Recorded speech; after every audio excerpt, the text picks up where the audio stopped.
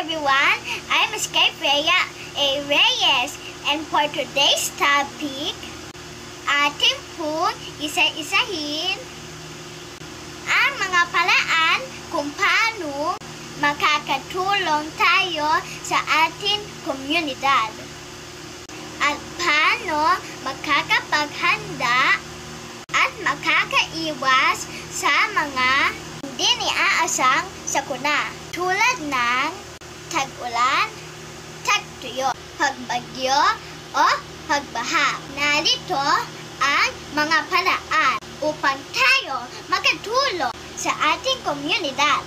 Una, makilahok sa Clean and Green program. Isa na rito ang sabayang paglilinis ng mga bakuran at ng mga parke. Next, maglaan ng tamang tapunan ng basura para sa nabubulok, hindi nabubulok o pwedeng i-recycle at linisin ang mga kalat na nasa ilog at dagat.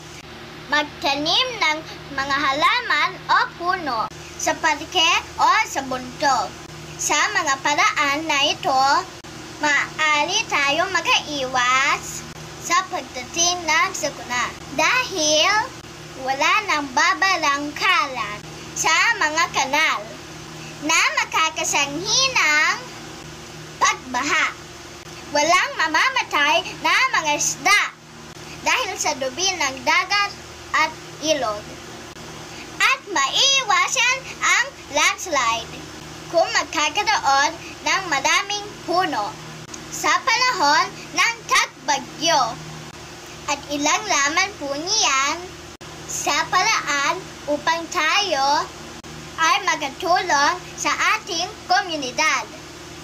And next, ating po isa-isahin ang mga water and landforms na makikita sa ating komunidad.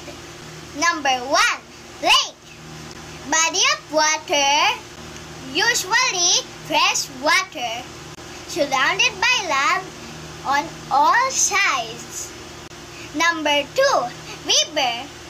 A large natural stream of water that flows down hills towards the ocean. Number 3, bay. A body of water partially surrounded by land. Number 4, pond. A body of water surrounded by land, but smaller than lake. Number 5, stream. Natural flow of water that's smaller than river. And this is the water form that we can see in our community that we need to take care by cleaning to maintain its beauty. Next is the landform. Number 1, mountain.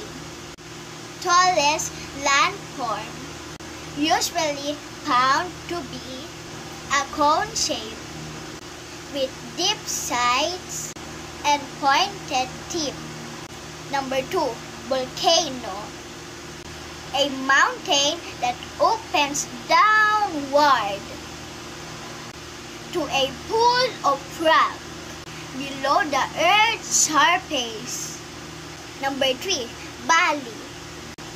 Lowland that is surrounded by mountain or hills. Number 4, hills. Not as tall as mountains that have tops and usually rounded. Number 5, plain.